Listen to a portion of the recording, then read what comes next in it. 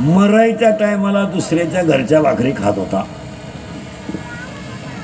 100 पोरं तर मेलीच, पण हा जेवायला यांच्याकडे होता. मग अजून कोट्याधीश लोक नातवाच्या घुगऱ्या खात्यात अंगणवाडीत.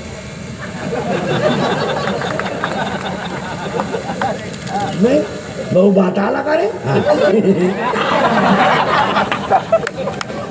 हा, जो फक्त बॉईलच कोंबडी हाणीत होता, सरळ कोंबडीच हाणीत नव्हता.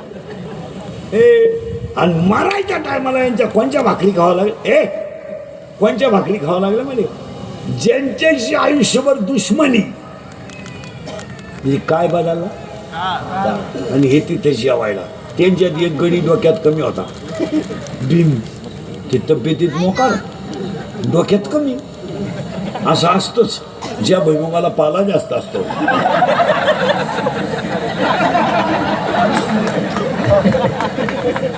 बाकीचं तुम्ही घरी गेले होता. महाराज, हा म्हातारा जेवायला बसला का भीम याचा. भीम तो नगाट गडी होता. भीम त्याला आल्या डायरेक्ट म्हणायचा, आंधळ्या, माझ्या घरात जेवताना तुला लाज कशी वाटत नाही, तोंडाव. आणि वरून त्याने सांगितलं, भाऊ तुझे 100 पोरं म्या मारले, तुला पाणी पाजाय पोऱ्या ठेवला नाही, तुला माझ्या घरात जेवताना लाज कशी वाटत नाही. आणि वरून म्हातारा त्याला म्हणायचा, ते भीम त्याला म्हणायचा, तुझे पोरं कसे मारले मी ऐक का बाप. मग ते वाळलं, खायलाच नाही. ते युधिष्ठिरानं त्याला विचारलं, दादा काय भानगडी. तुम्हाला काही नाही बोला. ते राज्य गेलं बोंबाला, पोरं मिली 100, त्याचंही मला काही वाटत नाही. ते जेवताना तेवढं भीम बोलवतो तेवढं बंद करा बा. त्या भाकरीच नाही मला तर त्या स्थितीला काय आग लागली. त्या युधिष्ठिरानं त्या भीमाला जाऊन सांगितलं, भीमा, अरे जेवताना कुठं बोलत असतात का, तो कधी डोक्यात कमी होता. त्यांना असा अर्थ लावला, जेवताना बोलायचं नाही ना, जेवायच्या अगोदर जा. पण म्हातारला सोडायचं नाही, त्याच्या खटकी होती डोक्यात. महाराज त्यानं दिवस सुगू दिला नाही. आंधळ्या, तुम्हाला आला बो, आज तर लवकरच आला. हा म्हणला, काय आंधळ्या, आमच्या घरात भांडणं येतो का. तुम्हाला भाकरच नाही तर भांडणं लावायचं काय. तुम्हाला पटणार नाही महाराज. भयान रात्री धृतराष्ट्राने राजवाडा सोडला.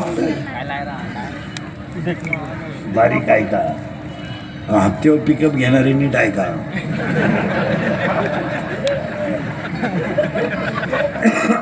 भयान रात्री धृतराष्ट्राने राजवाडा सोडला आणि काठी टिकवणारा आंधळा धृतराष्ट्र राज्याच्या बाहेर निघाला. अंधार पडला आणि धृतराष्ट्राचा तोल गेला. हातातली काठी खाली पडली. धृतराष्ट्र खाली पडला आणि सावरायला गेलेला धृतराष्ट्र उठायला गेला. बरं, उठताने धृतराष्ट्राचा हात एका झाडाला लागला. तुम्हाला पटणार नाही, झाडाला आग लागली.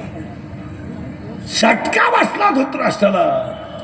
धृतराष्ट्रानं दुसऱ्या झाडाला हात लावला.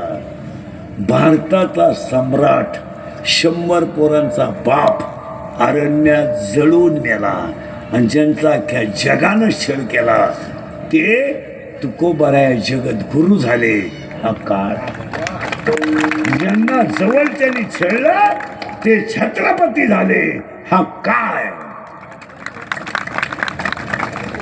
आणि एका काळचा कट्टर विरोधक तुकोबारायाची आरती लिहून मोकळा झाला. हा एक काळ आहे.